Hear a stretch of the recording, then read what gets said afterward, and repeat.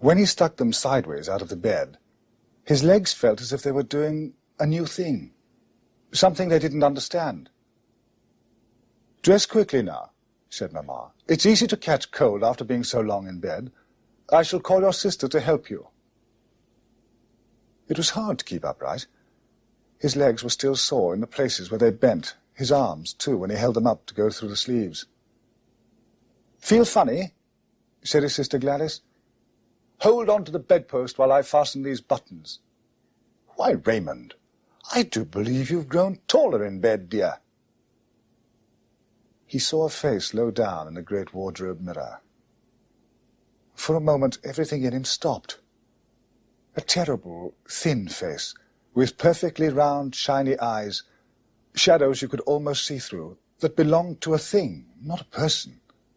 Dull, tangled hair. "Well, how do you look?" said Gladys. She was putting a kind of jolliness into her voice. Her head came down beside his to see. She was healthy, different only in the way all people looked in mirrors. Mamma brought out his green suit with the white curly collar and laid it on the bed. He watched little creases being smoothed from its special cloth. "Is it Sunday?" he said. Lines folded deeper in Mamma's face, her bright eyes fixed on his so hard that he felt guilty and blinked several times. "No," she said in a low voice, "but you're to wear it today. I'm taking you to have your photograph made." Gladys squeezed him. "The doctor says you're a lot better now, Raymond. Won't it be nice?" He clutched her warm arm. Sideways through Gladys's hair, he could see Mamma standing still, watching. Silly little boy, he's frightened," said Gladys. "I had it done last year, you know that, and Mamma has, everybody has. There, funny boy." She brushed his hair till it was smooth, and cut off some little pieces and put them in an envelope. "Glad?" he said. "What are you crying for?" But instead of answering, she began to dab his face gently with a puff of her own powder. It was cold downstairs. Everything felt hard and big, and the linoleum looked like frozen water. "Button his overcoat up," said Mamma. "Stay quietly in that chair, Raymond, until the cab comes. Close to the fire." The yellow-tiled grate turned onto him an unfamiliar, quivering heat that made him blink often. Soon the little pains in his knees died out. He was damp and hot inside his clothes. "You must behave well," said Mamma. "Do exactly as the gentleman directs. Keep very still for him. That's the most important thing. Are you warm?" "The cab," Gladys called. "It's here." She came into the room. "Oh, how much better he looks. He'll be sorry to leave such a nice fire, won't you, Raymond?" They got into the cab. There was a strange smell of its leatheriness, and some kind of scent and pipe smoke were in the thick blue cloth of the seat and the padded walls. He sat between Mamma and Gladys and watched the tall roof stream past the window. "Isn't it fun?" said Gladys. "Listen to the horse's feet trotting as fast as he can go, and all especially for this little boy." When they climbed down the cab's iron steps, it was in a street with shops and high buildings. Mamma stopped to talk to the driver. "Come along," said Gladys. "Up we go. Let me help you, old Mr. Shaky-Legs." There were many stairs inside the building. Whenever they stopped, they saw more leading upwards. "Must be growing while we climb them," Gladys panted. She had both arms tightly round him, almost carrying him. From below, Mamma was calling softly and crossly, "Gladys, wait a moment, if you please. We must all go in together." They came to the last of the stairs, and there was a door that was partly made of glass, with printed letters on it. "Come," said Mamma. The man inside wore black clothes. There was no hair on his head, and he had yellow eyes that moved in a sort of liquid. He said, "So this is the little man, a bright chap. In no time you'll be as fit as a fiddle, hmm?" He held a hand out to Raymond. The fingers were dark brown, and some of the nails had split until you could see into the cracks. "Shake hands with the gentleman, Raymond," said Mamma. He could do nothing. "Not altogether surprising," said the man, and made a noise like a laugh, but he wasn't pleased. "Chemicals ruin the hands, madame. Sit down in this nice chair, little man." He began to talk to Mamma in a whisper, glancing sideways. The room was very big, with wide windows in the ceiling, but they were painted streaky white, and no sky showed through them. Tall, shining things made of wood and glass and yellow metal stood everywhere. "Now, let us begin. The little fellow's overcoat off, please, madame." Then Raymond was on a different chair. His legs hung down from the huge leather seat. The man picked up his hand and pressed it onto the chair's cold, knobbed arm as if it belonged there. A polished table stood close by. On it were a book made of leather and a shiny plant like Mamma's. "Genuine antiques," the man was saying to Mamma. "The floral background is hand-painted in oils." "Tidy his hair, Gladys," whispered Mamma. A burning brightness came high up. His eyes itched and watered. The man said, "Don't look at the lights, little fellow," and moved metal things that clicked under a black cloth. Raymond shivered. He seemed to be in another place, feeling nothing, like being asleep and not dreaming. He could hear Gladys blowing her nose somewhere behind the brightness. "Ah, yes," said the man, busy jerking things in the dark. "Doesn't he look a picture? Huh?" He cleared his throat. "Steady now. Still as a mouse. See what I've got in my hand?" And as if he was singing a little song, "Keep quite still." Clack went his machine. "Now again." When the lights went out at last, everything broke into spots of purple darkness. "This very evening, madame," the man was saying. On one hand, he had a glove with a head like a monkey, "without fail in the circumstances." His voice had a secret in it. "I'm so very sorry." On the way downstairs, Raymond sneezed.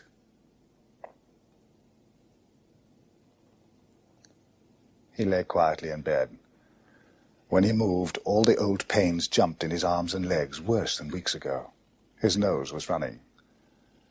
For a time, the sun made slow reddish squares on the wallpaper. Then it disappeared. His heart began to hurry, bumping until it hurt. The bed seemed to shake. A tiny ticking noise began somewhere down among the springs, keeping time with his heart. The door opened. It was Gladys again. "How now, dear?" she said, and put her cheek against his forehead. "The shivering stopped, and now he's too hot. Poor little sick Raymond." She sat on the bed. "I've got a surprise for you," she said. "Lie very still, and I'll show you. It's just this moment arrived. Look." She held something up, high above his chest. A reddish-brown picture. He knew the table in it, the huge chair, the book, the shiny plant, from some time in the past. There, too, was that terrible face. After a moment, he turned to her. She smiled and nodded. "It's the photograph, darling. Isn't it nice?" He twisted his head away, and his neck ached. Tears came out of his eyes. He felt angry and frightened, as if he had lost part of himself. Gladys was tightening the bedclothes round him. "Poor dear. Does it hurt to look up? I'll put the photo here on the mantelpiece and light the candle so that you can see it all the time. We're going to have another big one in a frame to hang downstairs. Mamma is so pleased." And her voice turned down and trembled. Suddenly he felt himself held tightly. "Raymond." Gladys was crying again, and a tear ran down the inside of his collar. "Oh, my little..." and she squeezed him until he gasped. Then she ran out of the room, and the door thudded. He felt cold and small. Then in the same instant he was enormous. His head stretched from the pillow until it touched the walls. His huge hands were pressing down through the bed to the floor. From far below came the ringing click of the bed spring, like distant hoofbeats. On the mantelpiece was the little brown picture child. His face was white and horrible and still. He clung to his chair and stared at Raymond. The candle was too bright to look at it.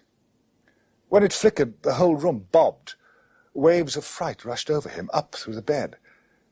His ears were bursting with the noise. "Keep still," said something inside him. "Keep quite still." His head was changing its shape because it was so heavy, and the beating, bubbling heart climbed up to meet it. "Keep quite still," said a voice. It sounded like his own, but this time it wasn't inside his head. It was outside, close to his ear. He twisted himself through the hot clothes, crying because it hurt, and looked. He nearly screamed with terror. By the bed stood the picture child, alive, in the green suit, but now it was reddish-brown. His face was the narrow photograph face, like a hollow china thing. "Still," said the boy. "Keep quite still, little man." He put out a hand and laid it on the rumpled sheet. Brown fingers, and the nails were split wide open. "Your heart's going to burst," he said. The whole of the bedroom roared and crackled, yet at the same time it was utterly quiet. The boy smiled, little bony teeth. "I'm going to have your tops," he said. "The new ones, too." The bed spring kept time like a great bell. "And in this bed will be me. Just keep quite still. You won't be anything at all. Feel it bursting?" Downstairs they were arguing. "Crass folly!" She twisted a handkerchief in her fingers and tried to hold her lips firm, but they trembled. "Kindly remember, Doctor, that I am the child's mother. I wanted this memory of him to keep more than anything you could ever understand." "Nonsense, madam," said the doctor. "Think I wouldn't have told you if he was dying? But now I can't answer for what you may have done today. Let me see him at once." Halfway up the first flight of stairs, they heard the cries in his bedroom and ran the rest of the way. The doctor threw the door open. "Raymond!" He was crouching near the window in his nightshirt. But over it he had pulled a jacket of his best green suit. The trousers were clasped to his chest. His eyes were bright with delirium, staring towards the bed. I won't be still!" The screaming went on, hoarse and terrified. He didn't seem to see them. From the window ledge he snatched a picture book and held it tightly. "I won't! No! I won't go on the mantelpiece!"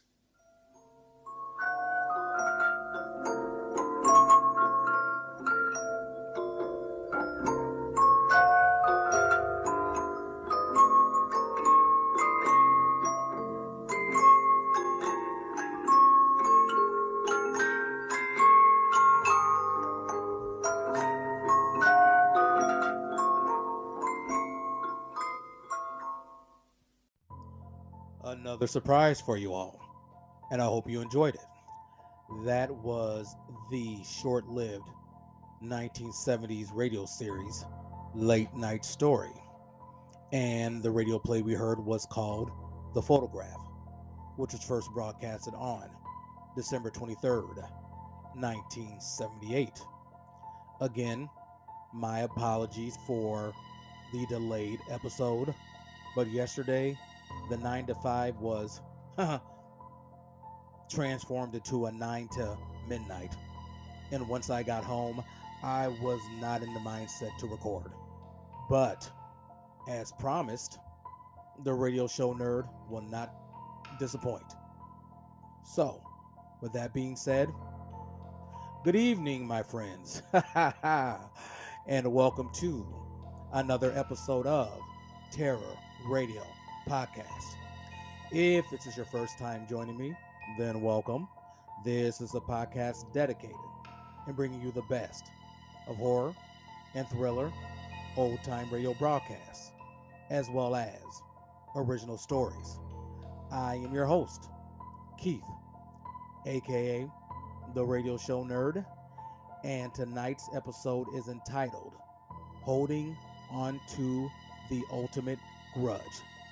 And once you hear both stories, you will definitely know where I'm coming from. So, without further ado, this is Terror Radio. The two radio series highlighted tonight are Lights Out, followed by Dark Fantasy. Our first story is called Until Dead, and that was first broadcasted on Lights Out, May 26, 1937. And that's followed by the radio play Pennsylvania Turnpike, which was first broadcasted on Dark Fantasy, March 20th, 1942. Now, you all know the drill. Sit back, turn down the lights, and listen to Until Dead, followed by Pennsylvania Turnpike.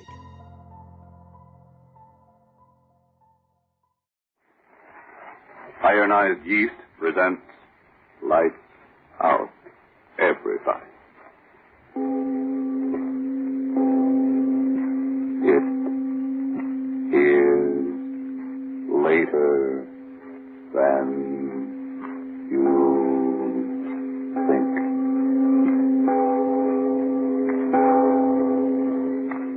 Lights Out brings you stories of the supernatural and the supernormal, dramatizing the fantasies and the terrors of the unknown. We tell you this frankly, so if you wish to avoid the excitement and tension of these imaginative plays, we urge you calmly but sincerely to turn off your radio now. This is Arch Obler. He walks the earth, the little man. You look at him and say, what can he do? But then comes war and barbarism threatens his own home, and suddenly the little man towers over the earth, a figure of vengeance. This, too, tonight is a story of vengeance. But before we begin, Bob Stevenson wants to ask you a question. Does day's end find you so worn out and all in that you can't enjoy the evening? Are you so jittery and underweight and under par that you're losing out in your work and in your fun? Remember the name, Ironized Yeast Tablets. And now, Lights Out, Everybody.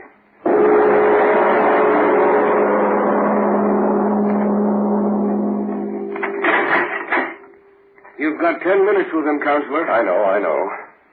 Hello, Rogan, I understand you wanted to see me. Sit down, Counselor. I'm very busy, understand? Sit down. Yes. What's on your mind? There's always a chance, you know. The jury's been out 3 hours. The devil with the jury. Get me a knife. Huh? Get me a knife. A knife? Are you insane? A knife. Get me one. But why? You've got a chance. My final summation, the jury might deadlock. Yes, deadlock. Shut up and listen to me. Well? When the jury comes in, he'll be there sure. He? Mark Street. Oh, him. You still don't believe. Oh, but I do. I definitely believe that an individual by that name does exist. Exist? He killed my wife. But the evidence... He killed my wife, you hear me? He killed my wife. Yes, I know. No, you listen to me. You listen or I'll make you listen. For days you've been out there in that courtroom talking words.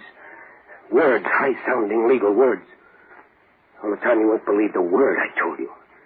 All the time back of that mug of yours, you've been thinking, yeah, he killed her. He killed her. I killed her. It's one of the things that ever came into a man's life. Now, Mac, I want you to Let know... me get it out of me. Doreen was my wife. She was helping me and loving me. Guy come along who couldn't stand her being happy. To with a look at Marie, and in that rat mind he must have said to himself, okay, beautiful, I'm going to get you. How and when, I don't know, but someday, beautiful, someday. That's what he said. And that's what he did. What? One night he came over. Sure, he got to be my friend. He came over, and when Marie told him I was working late down at the plant, he said he'd wait for me. Business. Business of hell. What? Oh, how can I tell you? I can only think it in my head and remember it in my head. I hear her, don't you? Fighting against me, fighting. I don't hear anything. Fighting. She must have clawed at his eyes. And that knife in his hand. He stabbed her once. And again, and the third time. When I got home, she had strength to whisper just 2 words. His name. And then she was dead. And he killed her. He'd framed me so I'd take the rat me that loved her. Mark Street. He did it. You hear me, Mark Street. But no trace of the man. He'll come back, I tell you. He'll come back now to hear that jury speak its piece. He'll come back. I know he will. That'll be my chance to get him. Get me that knife. But, Mac... The knife. I got to have it. He'll be there. I can give it to him once, twice, 3 times the way he did to her, in his face and his neck and his dirty heart. Dead the way she's dead. His blood wiping out what he did to her. A knife. Get me a knife.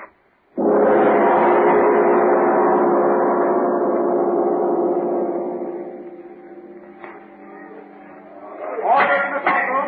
Order in the courtroom. Bailiff will clear the courtroom unless order is immediately restored. You got it. Well, Mac, everything's going to be all right. The knife. Where is it? You certainly didn't think I'd really... Well, I mean a man in my You position. didn't bring it? Be sensible, Mac. How could I? Your wild story about revenge against the man nobody knows... Double-crossing. Mac. Jury's coming. Ladies and gentlemen of the jury, have you reached the verdict? We have, Your Honor. You will read the verdict. We, the jury, find the defendant is charged in the indictment guilty of murder in the first degree. Prisoner will rise and face the court. He's talking to you, Mac. What? Prisoner will rise. Judge, get up, Rogan. Mark Street. You're here. I know it. Max Rogan, have you anything to say before sentence is passed upon you? I see him. Rogan, what's the matter? Mark Street, he's here. Here. Mark Street, you're here. I see you. I'll get you now. Get him, somebody. Now he's here. Mark Street, I've got to get him and kill him. He's framed me. He killed him. Let me go home. No, let go of me. You can't let him get away. He's here. I saw him. Mark Street, listen to me. I'll get you. I tell you, I'll get you when you got hurt. 3 times. Once across your face and once through the leg. Once through your heart. I'll get you, Mark Street. I swear I'll get you.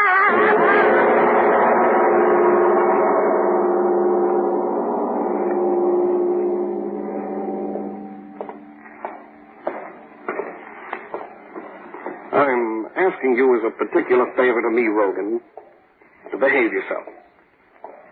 Yeah. Now, every man in this cell block is a condemned man.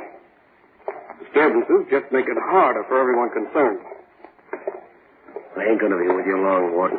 There's 2 weeks yet, my boy. I'm not going out that way. Oh. Escape, eh? I'm just telling you not to count too much on swinging that trap. Don't try it, Logan. No man's ever escaped from the death house in this penitentiary. And no man ever will. Yeah. Well, this is it, Rogan. Yeah, I would. Oh, hello, Rico. Oh, guard, open the cell door. Hello, Warden. In here, Rogan. What's the matter, Warden? Your hotel getting crowded, so you got to give me a roommate? Now behave yourself, men. I don't want any trouble. Right, sure, Warden. We don't make any trouble. I hope not. See you later. The warden's like a school teacher. Huh, Rogan? How do you know my name? Yeah, there ain't much going on around here Rico Bartelli don't know. Yeah? Yeah. We want to know. How do you get out of here? Well, there's 2 ways. One through that door where you just came in with the warden, and the other through that green door down there at the other end. That's a funny door. It only opens up one way. They're not going to hang me. A lot of guys say that, but they feed the worms just the same. I'm getting out of here. Well, it's easy just to talk. I got to get out. Why? To kill you crazy? Well, never mind. To me, it don't make no difference just so long as you help me. I told you Rico about telling knows lots of things. Well, listen to this. I know where to crack this place. You just talk. A guy in my spot don't just talk, my friend. Me, I ain't got time for talk. Yeah? I think they're going to hang me 3 days from now. Oh. Yeah, that's why when I say something, I mean it. You, too. The guts. I'm listening. Look, every day, 4 o'clock, they'll let me and you out in the room down there that they call an exercise room.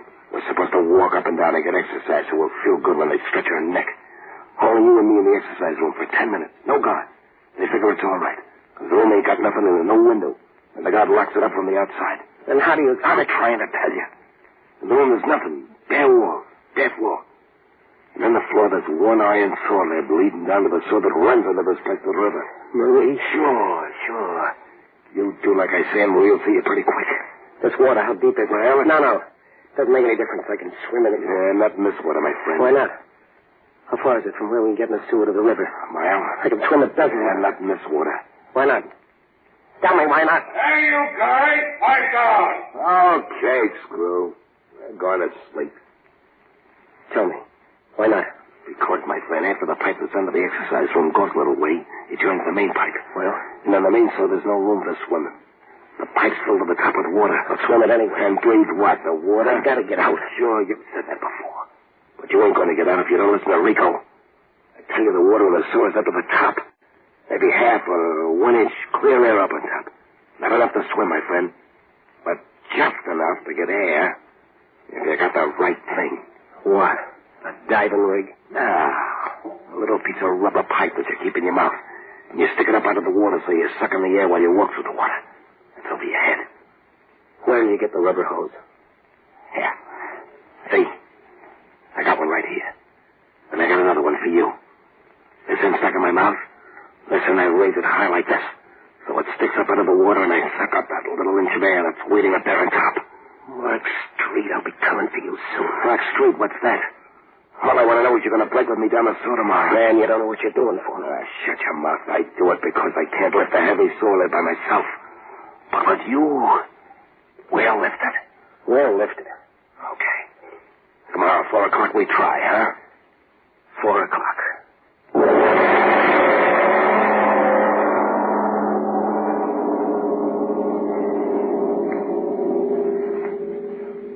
Ladies and gentlemen, a deep breath, please, before we go on with the story of vengeance and Mac Rogan. Yes, and while we do so, girls, is this how you feel these strenuous war days? No, I'm not going to dance with the soldiers. I'm too tired out to enjoy it. And since I've gotten so thin and run down and on edge, nobody wants to dance with me anyway. Well, you don't look so good lately. But listen, you know Sally Blake? Well, she was underweight and weary and jumpy, too. And she found out that all she needed was more vitamin B and iron. Vitamin B and iron? I don't understand. Let me explain, miss. When you don't get enough vitamin B from your food, you may lose your appetite, so you don't eat enough. And then you may lose weight and lose your pep. Or you may not get all the good out of your food. And when you don't get enough iron from what you eat, you may be weak and pale and washed out. Oh, dear. There's more vitamin B and iron is what I need. I suppose I've got to take some disagreeable medicine. Sally didn't. She took ironized yeast tablets. She says they're a cinch to take. Just pleasant little tablets. And you should see Sally. And now, back to Lights Out. This is the day and the time for the two condemned men to make their try for freedom.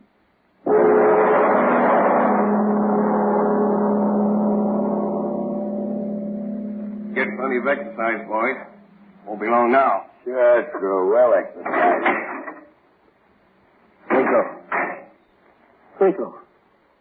The floor, there's no sewer lid in it. You think they got a label on it or something? Quit talking. We gotta move fast. Show me for the lever handle. Okay. Keep your pants on. Yeah. You see the circle on the floor? Yeah. That's the lid. It's covered with cement just like the floor. What? Heaven all that weight, how we lift it out. Keep quiet. Yeah. I got something that'll do the work. A cold chisel. I told you Rico Bartelli's a smart guy. This little piece of steel cost me plenty. But I got her and she was going to get me right out of here. Now listen. Look. Stick the chisel in the crack. And push up. The cover comes up a little bit. And you stick your fingers underneath. Okay. Up. There, you got it. There. Now get your fingers under. Yeah. Okay. Now lift. Lift it. You're crushing my fingers. Don't make noise. Don't make it noise. Fingers, mother of mercy. My finger, get that lid off me. I'll get it up. You like a god over you. Back in the room. Get up. I got it. Now help me. I got it up again. Help me lift it. Yeah. There it goes. There we go. Let it down.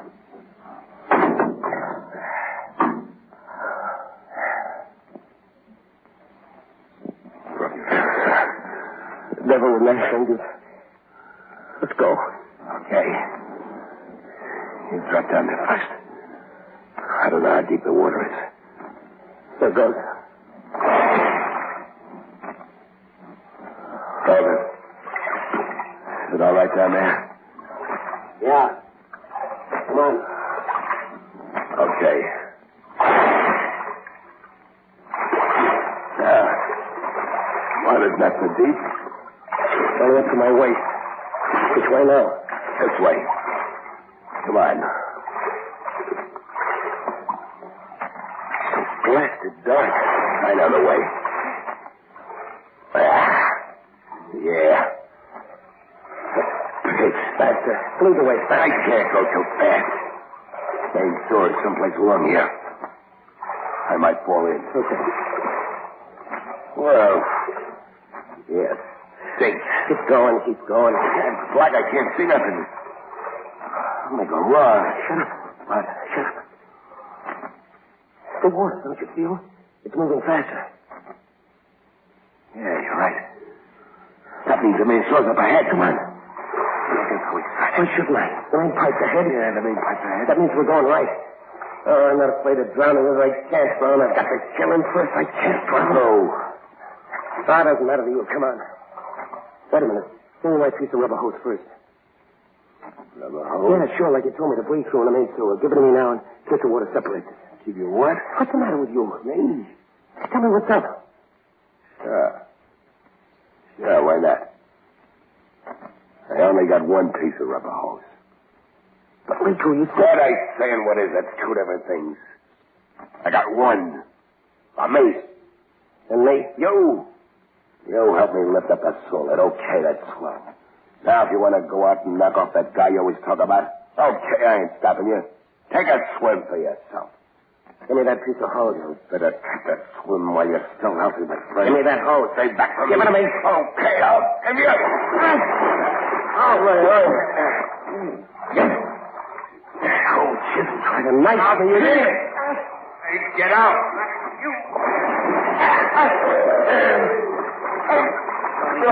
Get right at you now. Oh, I am. Your arm, Rico. Bending it to make you bend over. Bend over, Rico, over. Get that head of yours under the water.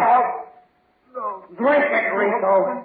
Fill your double-crossing lungs with it. Drink.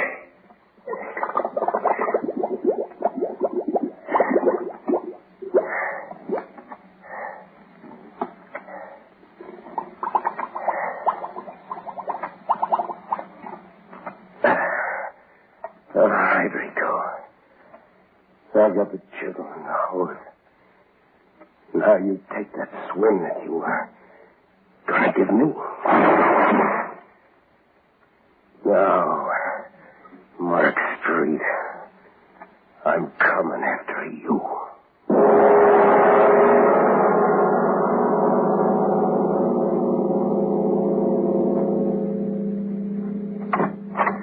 Hey, now, but shut the door. We're closed, see?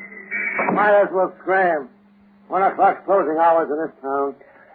Help me. Hey, what's the matter with you? Mark Street. Huh? What's that you said? Mark Street. Where is he? Mark Street? Oh, you mean that lanky chiseler that... I didn't know exactly. I mean, I ain't seen the guy recent. Where is he? Hennessy's place. Yeah, that's it. I remember hearing a couple of the boys saying he moved in up there. Hey, wait a minute, fella. Don't you want a drink? Don't you want me to get... Well, is that a note? Walks right out on me. I wonder what in the... Gee. Is that a funny thing? He ain't rained around here for a week. And the guy's clothes were soaking wet.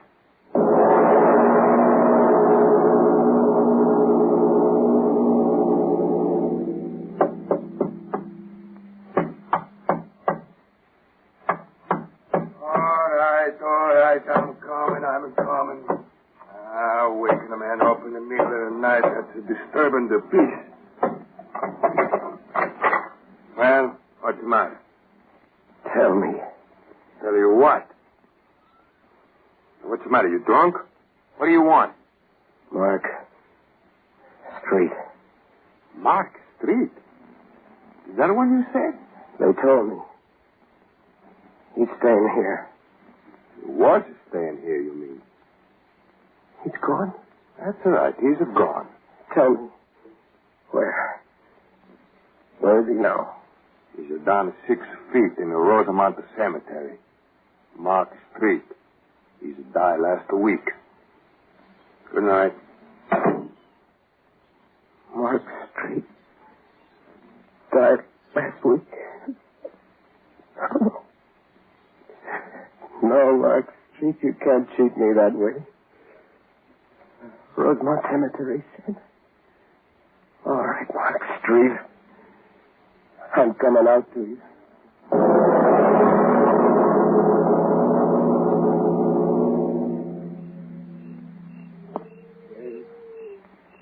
I'm John Burton. Hello. So dark. So dark if only the moon would... Ah, now I can see. Yes. Well, that's my beloved wife. No, not you. Mark Street, where are you? Where? So many graves, white stones, moonlight, so many dead. If you're here, I'll find you. Here lies Wattles me. Henry Oh, I've got to find you, Mark Street. I've got to. Maybe this one. Here lies Mark Street. I found you, Mark Street. I found you. Oh, he's dead. I found you. But are you dead? I must know. I will know. I will know. I will know. I will know. I will know. I will know. I will know. I will.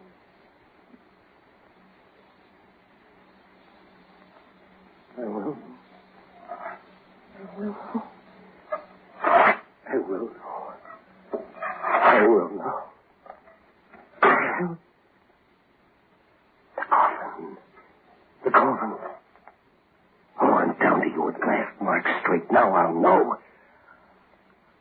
Oh, they covered you well. If it is you. Yes. It is you, Mark Street. Cheated me. Oh, no. Maybe not. Maybe not. Maybe there's another world beyond this one. A world of dead. Where you are now. I'll go there. I'll get you there with those cold chisel in my hand. I'll shove it in my heart, and then I'll be just like you. You hear me, Mark Street? It's Mac. Mac Rogan talking to you wherever you are. I'm coming to you.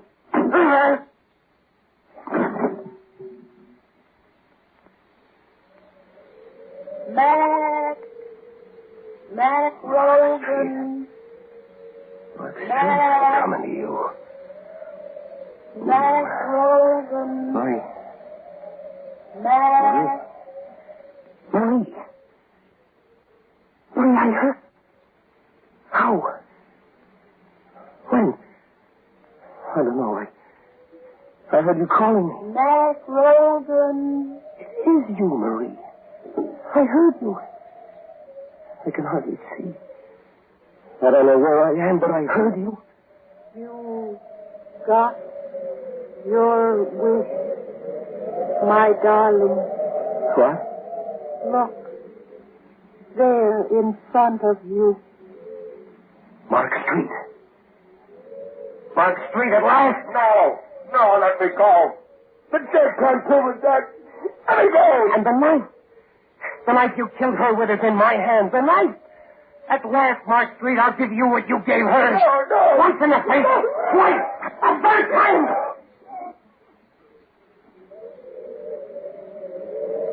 No. Go back to your grave, Mark Street. And I'll go to mine.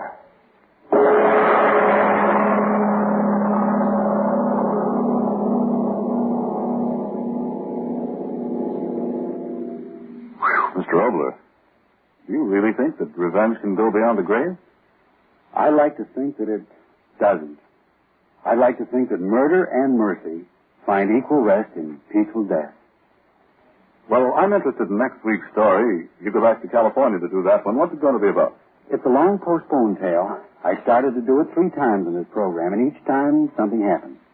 I'll tell you of those postponements in a moment, after you finish what you want to tell us. Well, briefly, folks, if it's vitamin B and iron shortage that's keeping you thin and weak, tired, washed out, and really only half living, then do try ironized yeast tablets right away. They give you both vitamin B and iron. They cost but a few pennies a day, and they're sold on this no-risk, money-back basis. If you don't quickly begin to eat better, sleep better, feel much stronger and happier, and if you are not convinced that ironized yeast will help you gain just the good pounds you need to look your best, the cost of the first bottle will be refunded to you in full by Ironized Yeast, Box IY, Rahway, New Jersey. Just be sure you get the one and only ironized yeast. Always ask for it by its full name, ironized yeast, and look for the big IY on the package and on each tablet. And now, what about this postponed story, Mr. Obler? Well, we all start things we don't finish. Now, before I started a word and started and didn't finish it. That reminds me of something that you folks may not have finished. I'm referring to your war stamp book. Don't say what again and turn that dial. You know that boy who used to live up the street from you who's in that flying fortress? He can't turn any dials and get out of there when the shrapnel gets close. He's got to keep on. And so how about you and that war stamp book? How long since you put another stamp in it? Remember, 4 25-cent stamps will buy a hand grenade. 15 50-cent stamps buy an anti-tank mine. 6 25-cent stamps a winter combat helmet. Yes, your money in war stamps can actually save the life of an American soldier. Here's another way to look at it. War stamps earn no interest. War bonds, on the other hand, do. They pay you back $4 for every 3. So looking at it either way as a dollar investment for your future, or better yet, an investment in a free world, you'd better put those spare dimes and quarters to work against the Axis for victory and for you. In the future, well, it'll mean a future of a free world. Ladies and gentlemen, tune in next Tuesday again for Arch Obler's eerie story, He Dug It Up, a strange tale inspired by a visit to pre-war England. And if you need more vitamin B and iron, be sure to try ironized yeast, the one and only ironized yeast with the big letters IY on the package and on each tablet.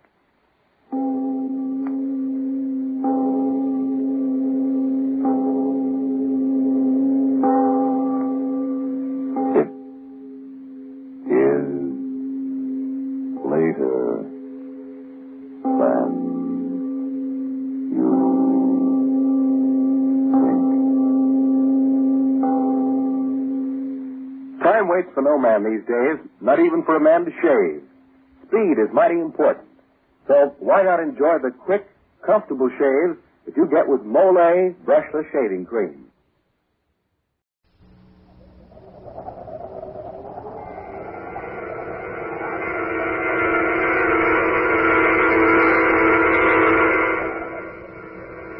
Dark fantasy.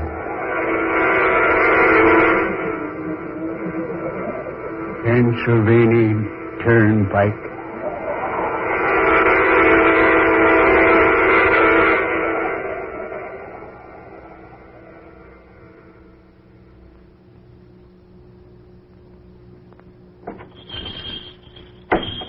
Howdy, stranger. Howdy, mister. Mind if I come in and sit a while? Nope, reckon I don't. Gets sort of dad blame lonesome along this highway. Much obliged. My feet wouldn't hold up another mile. Are you hitching? Yep. Going fur?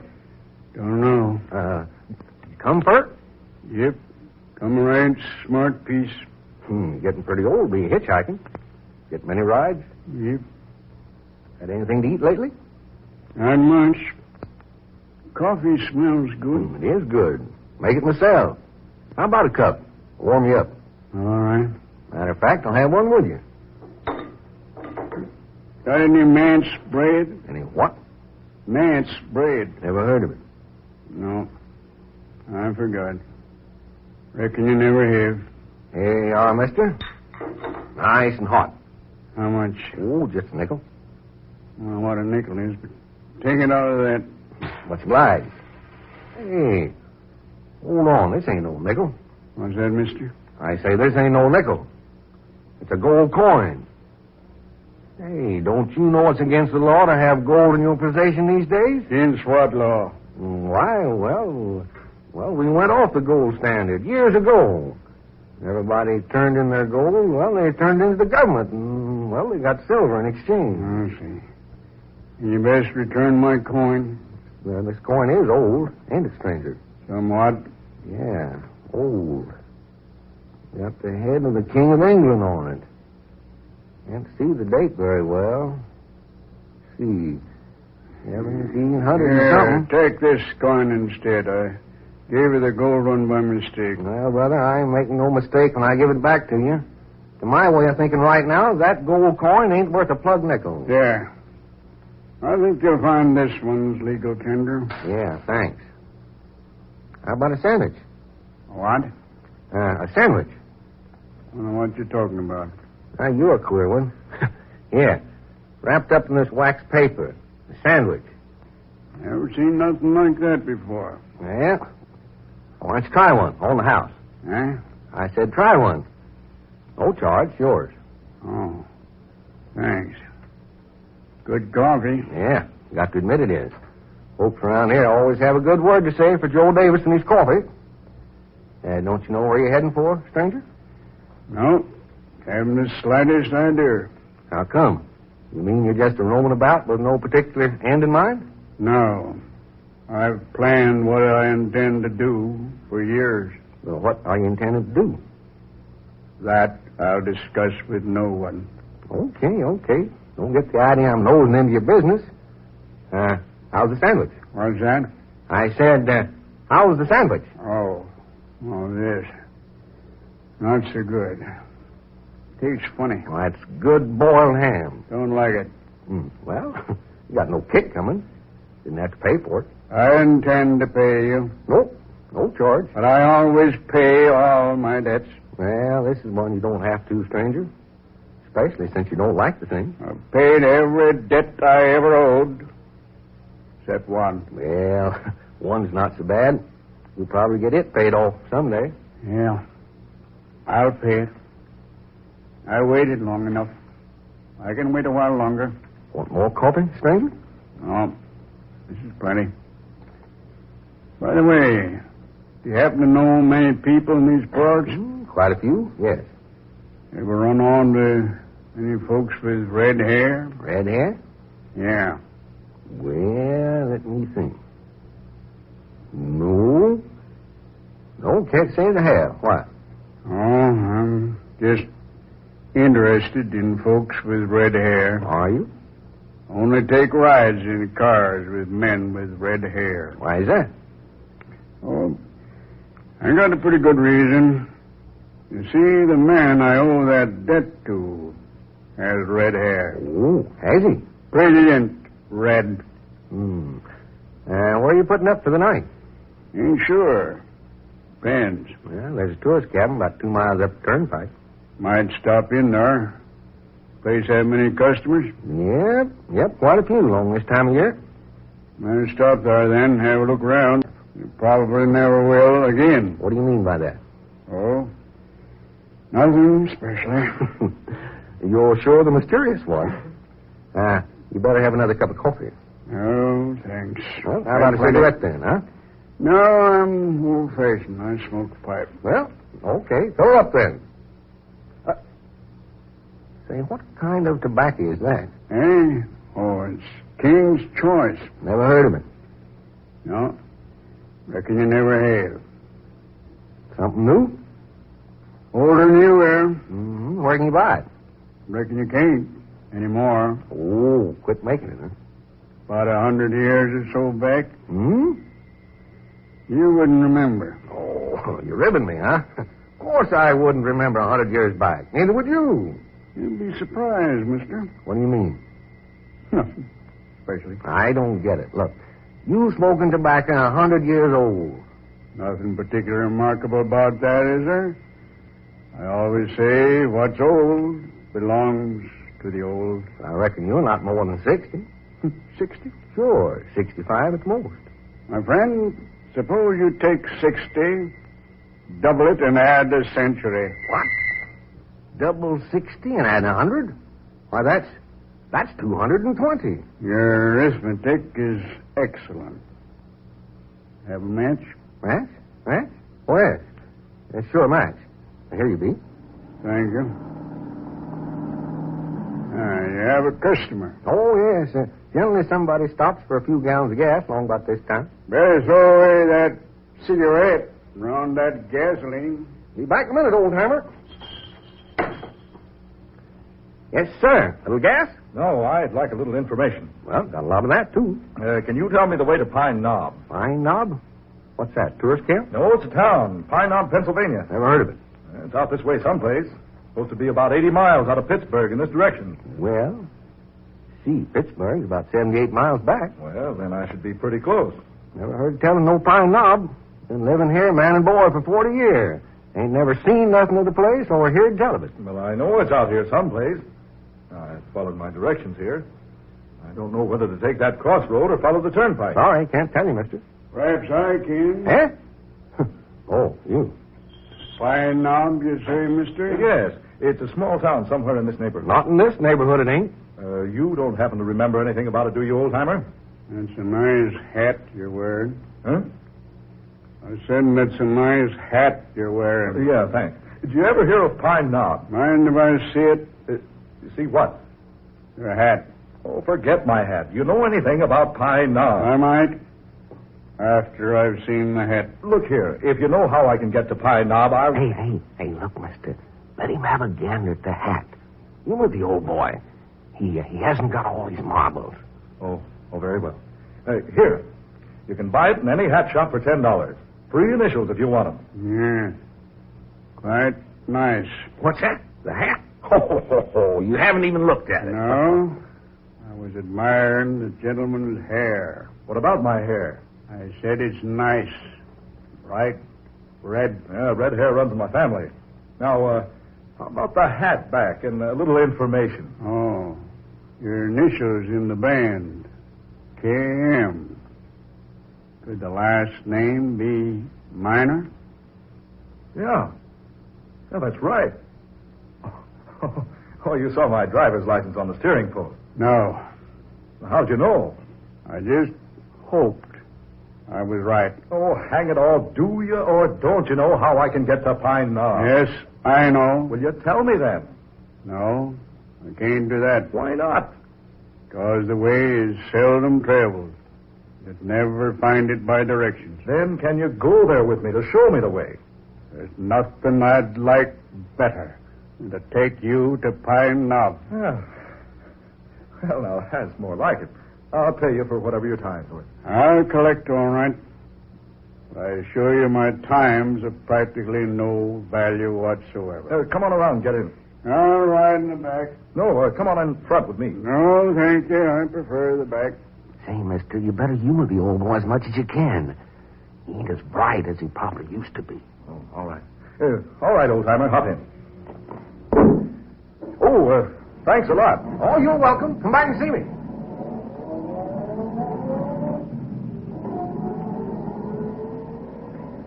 Well, I see him come and I see him go. But that old gent beats anything I've ever set eyes on. Oh, the old man dropped his bag of tobacco. Almost half full. King's Choice. The smoker's friend.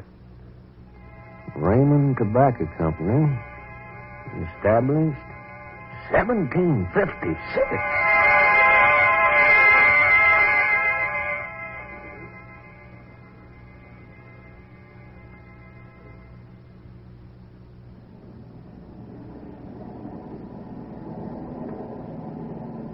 We leave the Turnpike in a minute or two. Then how far? Not far.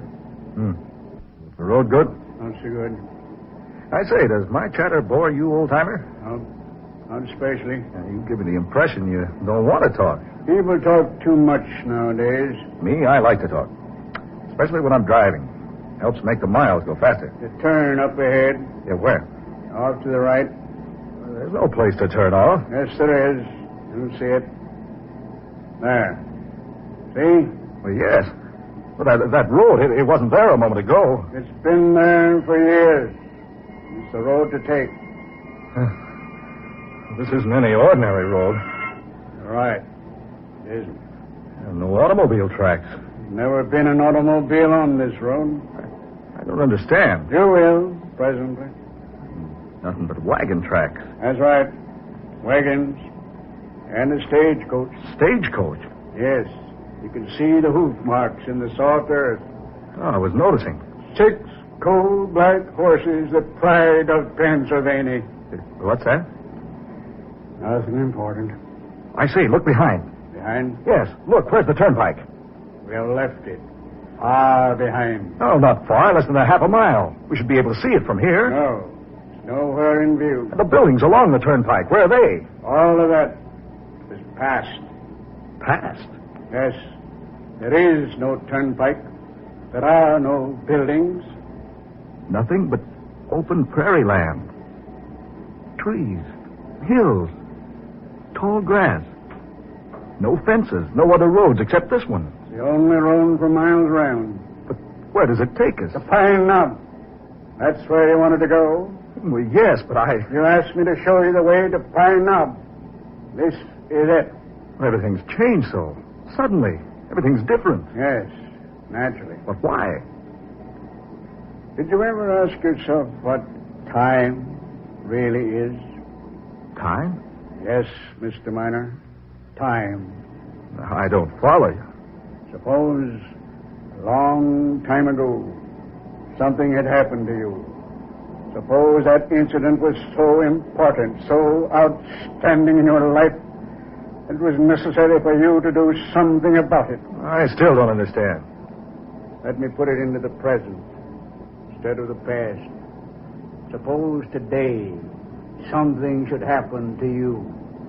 Suppose it is so out of the ordinary that you'd never forget it. Probably something you think needs revenge. Revenge?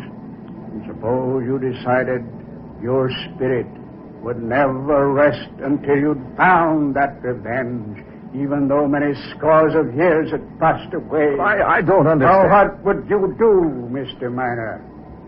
What could you do but roam from place to place seeking that revenge? You're talking over my head. Am I? You certainly are. What I'm getting at is this. If you'd find yourself in just such a situation, time would suddenly have no meaning to you. You'd think no more about the past or the present or the future. Time would be something unknown to you. Things you call the future now wouldn't be future at all. Incidents you call past wouldn't be past. They'd be now. What you call present, all rolled up into one. That's a strange way of reasoning. Not so strange once you've experienced it. Have you ever experienced it? I assure you, yes. You mean that things that have happened in the past are actually happening now? Precisely. And things in the future are taking place now, too? Naturally. One case being possible, the other naturally follows. Oh, just some philosopher's theory. It's much more than a mere theory. Oh, you know better than that, and so do I. What's happened in the past has happened. What's going to happen certainly isn't taking place now. Possibly I'll change your mind about that before this day ends. Oh, no. Not me, mister. By the way, you haven't told me your name. Names are unimportant. Only incidents are important. Yeah. You haven't said how you knew my name. That was quite obvious. Your red hair. The initials in your hat band. I still don't see how you There's knew. Pine Knob.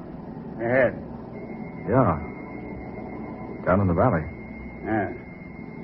Where did it get its name, Pine Knob?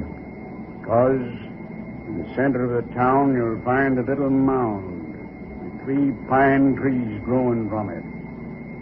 It was under these trees that men have been trying for their lives.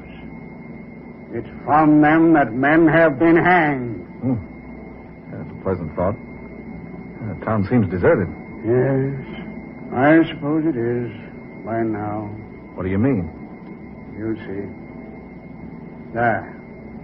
Stage office is over there. The stage is in. See? Across the road. Pull up here. Across from it. Yeah, right. So this is Pine Knob. I see. That man on the stagecoach with the reins in his hands. And that other man handing up that metal box. Quiet. Listen to what they say. All right, Hank. That's the gold. Better take good care of it. You know where they're going to get this gold. It's going right on through to Kelby. If anybody tries to stop the stage this trip, I'll be ready for them. Now, so long, partner. See you in a week. Come on, boy. Get up there. Gee, get up.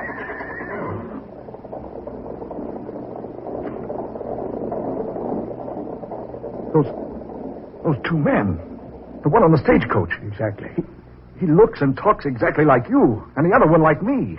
You must follow that stage. Start the car. I don't understand all this. Start the car.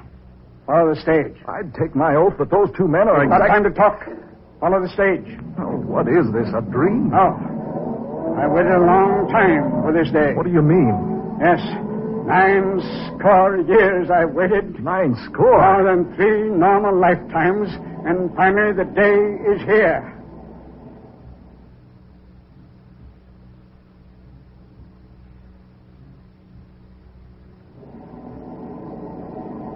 Look here. Whoever you are, would you mind telling me just what this is all about? Why are we following that stagecoach? Yeah. See? It's beginning. What's beginning? Stage. See? It's stopped. Yeah. Something's wrong. More than you think. Drive right up behind it. Maybe we can help. No, there's nothing we can do. Stop right behind the stage. Yeah. Hey, look. Look at that man standing at the side of the stagecoach, talking to the driver. I'm watching him. He's the man with the red hair. The man who looks exactly like me. And the other one on the stage, he's the exact image of you. Quiet. Watch what happens. Listen. What's up, partner? Called me out of town, did you? Yeah. I sure did, Hank. I reckon I'd better take that gold. Take the gold? Why? Just take it. Hand it down, Hank. Hold on. Why do you want that gold, Ken? Stop asking questions. Just hand down the box. I don't think I'd better, Ken. Now, look, I mean business. You drawing a gun on me, partner? I mean business, Hank. Hand down that gold. You're robbing this gold. I'm taking it and clearing out. Here tell folks is settling out west. I aim to go there. Can't. I done trusted you like a brother. I never thought the day'd come when you... Hand me down the gold, Hank. This gold's going to kill me. It ain't going no farther than it is right now. I'm taking it with me. Put away your gun, Ken. Don't argue with me, Hank. I'll shoot you if I have to. Then fight, Jimmy, you'll have to. I ain't handing down this gold. Keep those hands on the reins. Not on your life, partner. Don't go for that gun.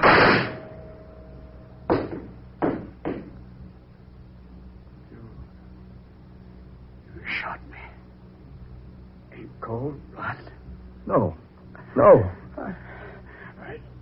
I didn't have a chance. You knew I didn't carry a gun. Just the rifle there on the seat. No. I didn't do that. I didn't shoot you. Wasn't going for no gun. You've murdered me. No. For heaven's sakes, this isn't real. I've never fired a gun in my life. You think it isn't real? No. Well, it can't be. Now, do you understand what I meant by no past, no future? That man on the stage, you. 180 years ago on this spot. But it can't be you. That man on the stage was shot. He fell. He's lying there on the ground now. You see? Turn around. See for yourself. Gone. Everything's gone. Everything but you and me. I didn't kill you. That man with the red hair, the one who spoke like you, looked like you, was the first member of your family to settle in this country. He was my partner. I trusted him. He murdered me. But I didn't. Now, the debt is about to be paid. No, you can't blame me for something that happened almost 200 years ago. I waited this long for my revenge. I won't let it pass by now. Get into the car. No, keep away.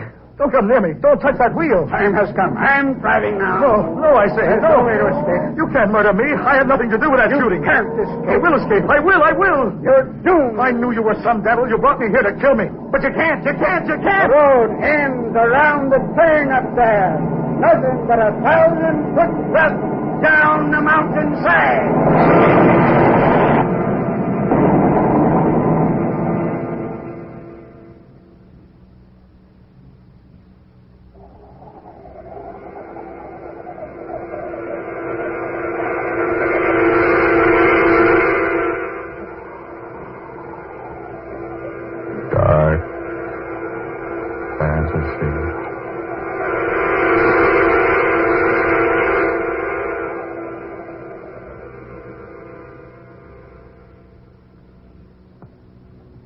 Pennsylvania Turnpike. Tonight's original tale of dark fantasy by Scott Bishop, originating in the studios of WKY. Ben Morris played Ken Miner. Fred Wayne was heard as Hank, and Muir Height was the filling station attendant. Next Friday night at this same time, listen to the 19th in this series of unusual and original tales of dark fantasy, created by Scott Bishop. Next week's story is called Convoy for Atlantis, a fantastic yarn of ships that disappear in the night, and of strange and valuable treasures which arise from the sea. An adventure that takes us down to the very bottom of the mighty Atlantic Ocean for a special observation of the Convoy for Atlantis. Don't miss this weird tale of an ancient race that lives again on a mighty sunken continent. Tom Paxton speaking. Dark Fantasy comes to you from Oklahoma. That's the show for tonight. I want to thank you all for listening. And remember, you can find me on Facebook at facebook.com/terror1970, or you can find me on Instagram at Radio Show Nerd, or on or on Twitter at Radio Show Nerd 1. And if you want to drop me a line, say hello, make a suggestion, a request, even a critique, please feel free to email me at radioshownerd@gmail.com. I also have a YouTube channel, Terror Radio. Duh. Check it out. Subscribe. Like and share the videos. Highly appreciated. Again, this is your host, Keith, aka The Radio Show Nerd, signing off.